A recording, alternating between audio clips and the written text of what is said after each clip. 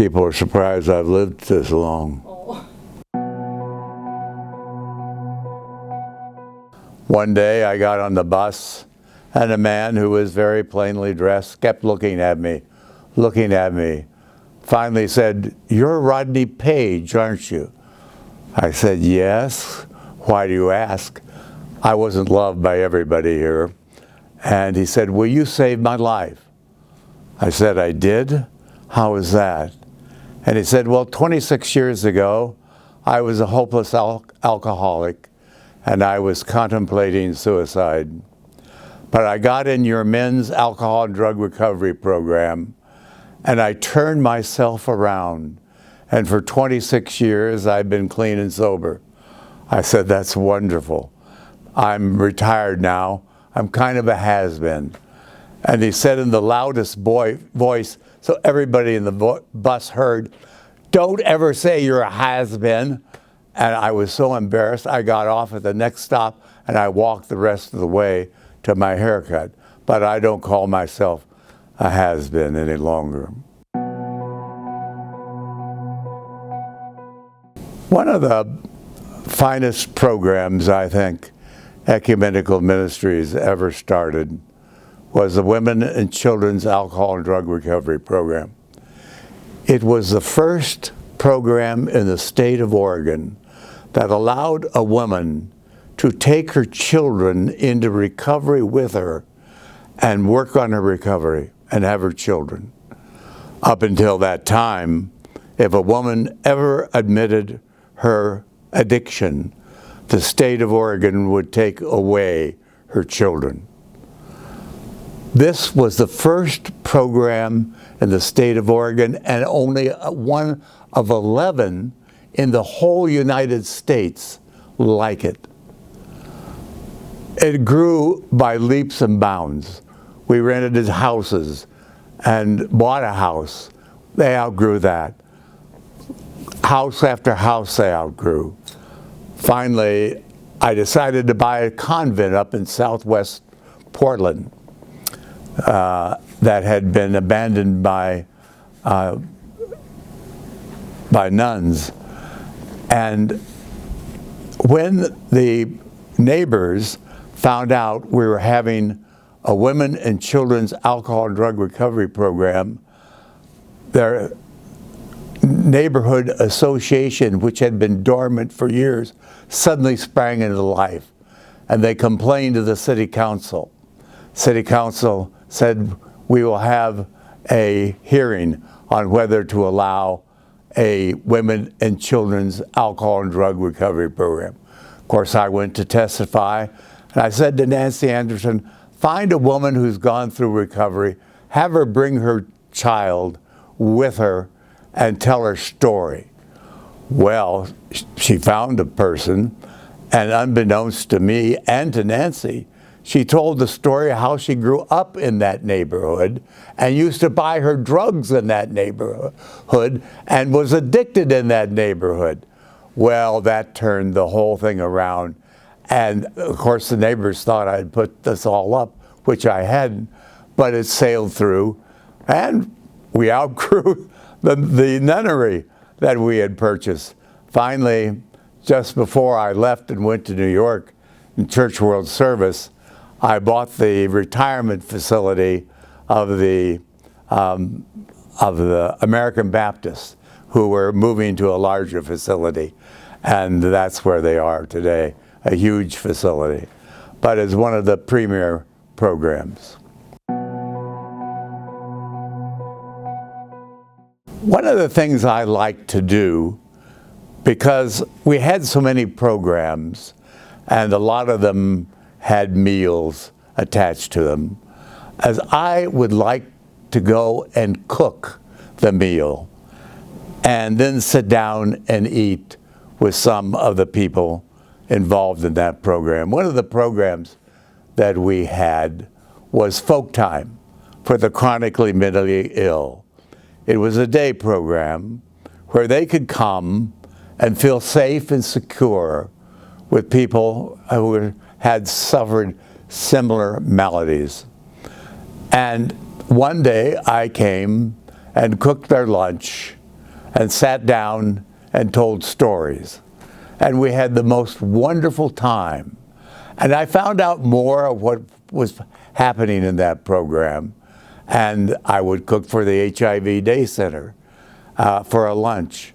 The HIV Day Center was one of the first HIV Day programs in the country, in the whole United States. Originally, the seed money came from the United States government and the CHIP program. And that program is still going on to this day. Hundreds, maybe thousands of people with HIV have been helped by that program. Socialization, a hot, nutritious meal, clothing program, a cleanup program, all kinds of programs have been initiated through that HIV Day Center, and tutoring programs. My wife used to tutor there as well. But I would go and cook and then sit down and listen to their stories, telling them and me what this program meant. One time I remember sitting down with the women and children in the alcohol and drug recovery program. I had cooked dinner for them, and I said, how did you all get started in their addiction? Every one of them got started utilizing marijuana. At that time, there was a time on the ballot to legalize marijuana. They said to me, Reverend Page, please fight the legalization of marijuana, because it was our gateway drug that led to heroin and other harder drugs. And I did, and I opposed it, and was defeated at that time. Of course, now marijuana is legal, and I think hopefully it is under control here in the state of Oregon. Ecumenical Ministries is the union of the Greater Portland and Oregon Councils of Churches. These two conciliar organizations have a long and rich history here in Oregon and in the metropolitan area. Over 100 years ago, these two organizations came into being to help the poor, the powerless, the sick, the addicted, all whose way is hard in this life, and to promote unity of the churches, conciliation, reconciliation, help, and hope for all those who are undergoing very difficult circumstances in life. And it was the churches banding together.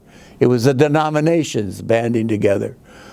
And in 1974, these two organizations decided to merge to form Ecumenical Ministries of Oregon, a statewide organization that has, I think, three components to it. It has the component of Christian unity, bringing the churches and denominations working together closely. 2, advocacy. Advocacy for the poor and the powerless, the sick and the addicted. And 3, direct service. Putting together help and hope for those who face some of the dire circumstances of life, and bringing to bear the resources of not only the churches and the denominations, but the wider community and the business community to help in this time of need of people. It is a wonderful, wonderful legacy that Ecumenical Ministries has been built upon. But I remember when Ecumenical Ministries was born, and I became the director, and we didn't have programs of any kind back then, and we were mainly advocacy and Christian unity. and we were bankrupt. I had to go to borrow $10,000 from the banks to keep Ecumenical Ministries afloat. And after the first year, I had the $10,000 paid off, and we started our first program. Our first program was the Northeast Emergency Food Program. People were, during a time of recession, experiencing food insecurity, particularly hard hit in the Northeast area. And this was our attempt to put together an emergency food program to help people sustain them during a very difficult time. And from that program was also started the Job Opportunity Bank, helping people find jobs during this recession, putting together a sheet of paper and helping them to get a job, a dossier, all kinds of help. We started then other programs. The HIV Day Center was started. The Women and Children's Alcohol and Drug Recovery Program. Program for Folk Time for the chronically mentally ill. Program called Shared Housing. We had people who were homeless, but people who, elderly people had lived in larger, older homes, but that couldn't keep them up any longer. And so we moved in people who were homeless to live with elderly people, and they helped keep up their home, took them to the doctor, bought their groceries, cooked their foods, and they were compatible until the homeless family found stability and moved on. All kinds of programs. Unity, bringing people and churches together to address some of the pressing problems, issues, and concerns that face both church and society, and in the process, enriching the quality of life for people, all built upon the values that I think are in the Judeo-Christian tradition. In the book of Micah, it says, "And what does the Lord require of us? But to do justice, to love kindness, to walk humbly with our God." And St. Paul's letter to the church at Galatia, where he talks about what the values are that undergird our life together. And what does he say? The fruits of the Spirit are love, joy, peace, patience, kindness, goodness, faithfulness, gentleness, self-control. Against such there is no law. He goes on to say, do not be deceived. God is not mocked. Whatever a person sows, that shall they also reap. So let's not grow weary in well-doing, but let's do good to all people, especially to those of the household of faith.